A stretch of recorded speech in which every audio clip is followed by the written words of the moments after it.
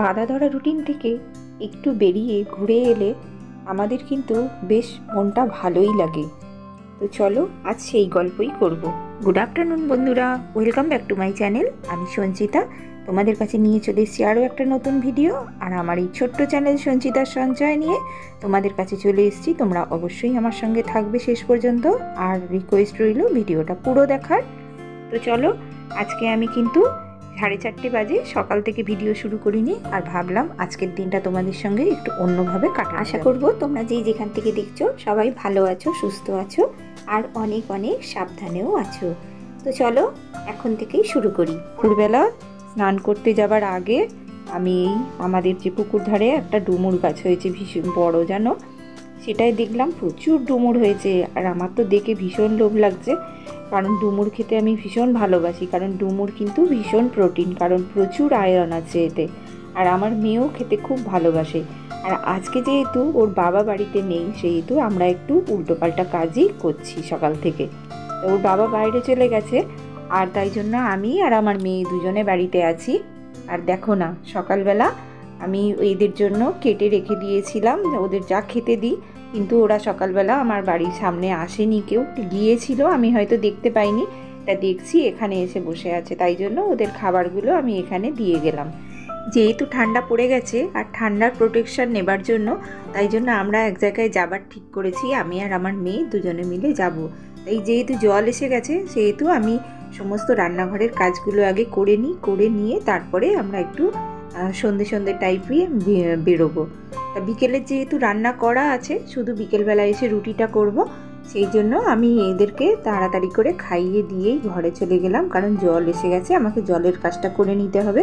কারণ যে কোনো জায়গাতেই যাই জানো তো, সেখানে যদি একটু ঘরের কাজটা গুছিয়ে রেখে যাই, তাহলে আর দেখবি এসে আর ভীষণ করতে ইচ্ছা করে না, ভীষণ যেন গা ছেড়ে দেয়, মনে হয় দূর আর ভাল লাগছে না কাজ করতে, সেই রকম মনে হয়। তাই দেখো, সেই যে ডুমুরগুলো আমি পেড়ে রেখে দিয়েছিলাম, সেই ডুমুরগুলোকে আমি একটা একটা করে ছাড়িয়ে নিলাম। কারণ আমি কাল সকালবেলা তরকারি করব, সেই জন্য এইগুলোকে ছাড়িয়ে নিলাম। আর এই ডুমুরের গায়ে এত আঠা থাকে না, একটুখানি হাতে তেল মেখে নিলে ভালো হয়। কিন্তু আমি তাড়াতাড়ি করে যেহেতু এইটা এই ডাঁটাগুলো ছাড়াতে শুরু করে দিয়েছি, সেহেতু হাতে আর তেল মাখা হয়নি, হাতটা ছেটছাট করছে, কীরকম বিচ্ছিরি লাগছে।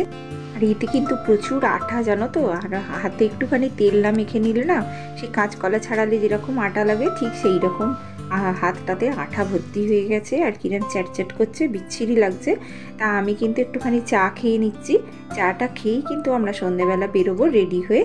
এবার কোথায় যাচ্ছি সেটা কিন্তু তোমরা আমার সঙ্গে থাকো এবং ভিডিওটা শেষ পর্যন্ত দেখো, তাহলে কিন্তু অবশ্যই বুঝতে পারবে আমরা কোথায় যাচ্ছি। তা আমরা ততক্ষণ তো রেডি হয়ে নিচ্ছি, ততক্ষণে তোমরা অপেক্ষা করো, এক্ষুনি আসছি। চলো, দুজনে রেডি হয়ে গেছি, এবারে একটুখানি বেরোচ্ছি, একটু কেনাকাটা করতে যাচ্ছি।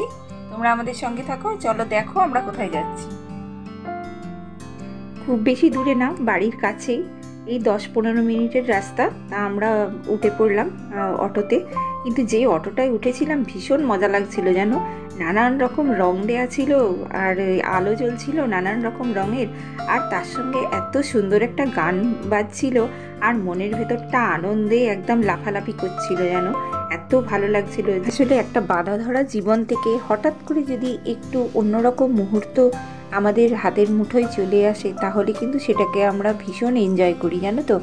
যেরকম ধরো যারা চাকুরি করে, হঠাৎ যদি একদিন হঠাৎ করে ছুটি পড়ে যায় বা ছুটি পড়ে, সেটাই কিন্তু তারা যেরকম সুন্দরভাবে এনজয় করে, যে বাবা আর একদিন কাজ করতে হবে না। যেমন স্টুডেন্টদের কাছে একদিন যদি টিউটার বন্ধ করে, যে আজকে পড়তে আসতে হবে না, যেরকম আনন্দ হয়, আর সেই রকম আমারও কিন্তু মনে ভীষণ ভালো লাগছিল, যে হঠাৎ করে যেন আমার যে সমস্ত কাজ, সেই কাজ থেকে যদি আমি একদিন যদি ব্রেক হয়ে যায়, সেটা কিন্তু বেশ খারাপ লাগে না, ভালোই লাগে। আমি কিন্তু খুব এনজয় করছিলাম জানো। অবশ্য আমি এখানে একটা উদ্দেশ্য নিয়েই এসেছি, কারণ আমি জানি যে এই স্মার্ট বাজার বা মোড় বাজার এইগুলোতে বলো, এই গরমের সময় বা শীতের সময় এরা কিন্তু খুব সুন্দর অফারগুলো দেয়। সেই অফারগুলোকেই আমি ক্যাচ করবার জন্য এসেছি। এমনি দোকান থেকে নিলে যে অফারগুলো পাওয়া যায়, তারা ওই কিছু বলো তো কি 5% কি 6% লেস করে প্রত্যেকটা মালে, কিন্তু এই যে মোড় বাজার থেকে কেনার একটা কি সুবিধা আছে বলো তো, তোমরা যারা তো মার্কেটিং করো তারা সবাই জানো, আমার আর কিছু বলার নেই। তবু বলছি, যারা ধরো এই বাজার থেকে যারা শপিং করো না তাদের জন্য বলছি, এই যে গরমের সময় বলো বা শীতের সময় বলো বা 12 মাসই এরা কিন্তু খুব সুন্দর সুন্দর অফার দেয়। আর এই অফারের যদি আমরা সেই অফারগুলোকে যদি নিতে পারি তাহলে কিন্তু আমাদের অনেকটা সাশ্রয় হবে সংসারের। আর সেই কারণে কি বলো তো, আমি চলে গেলাম, কারণ আমি বডি লোশন জানি যে বডি লোশন যেহেতু কিনবো আমি, মোড় বাজার থেকে কেনাই ভালো, কারণ এই শীতের সময় বেশ ভালো অফার দেয়। তা আমি নিয়ে নিলাম দুটো বডি লোশন। ওরা দিচ্ছিল একটার সঙ্গে একটা ফ্রি, আর যদি একটা নেওয়া হয় তাহলে ওরা 50% দাম নেবে। তা আমার মেয়ে যেহেতু একটু কোকোটা ভালোবাসে, আমি ভ্যাসলিন বডি লোশন নিলাম দুটো, একটা নিলাম ডিপ বডি লোশন আর একটা কোকো। তা ও একটু কোকোটা পছন্দ করে বলে ও নিল, কিন্তু আমার কোকোর গন্ধটা একদমই ভালো লাগে না গো। আর এই যে দেখছি গোলাপ জল নেব, তারপরে আরও অনেক কিছুই নেওয়ার ছিল কিন্তু সেগুলো আর পেলাম না এখানে। তা যা পেলাম সেগুলোই নিয়ে আমি চলে গেলাম এবারে বিল করতে। তা মেয়ে বললো যে মা আমার অনেকগুলো জিনিস দরকার, ফেস ওয়াশ টোয়াশ সব দরকার। তা আমি বললাম যে ঠিক আছে, এর পরের বাড়ি যখন আসবো তখন নেব। ওর জন্য না আমি জানো তো শেষ হলে তবে নিই, কারণ এত বেশি বেশি করে ও ইউজ করে না যে কি বলবো তোমাকে। ক্রিম বলো, সানস্ক্রিন বলো, বডি লোশন বলো, আর তোমার ফেস ওয়াশ বলো, ভীষণ ভীষণ এতটা বেশি করে নেবে যে তোমায় কি বলবো, বেশি হয়ে যাবে জলের সঙ্গে ধুয়ে ফেলে দেবে, বললেও কথা শোনে না গো একদম।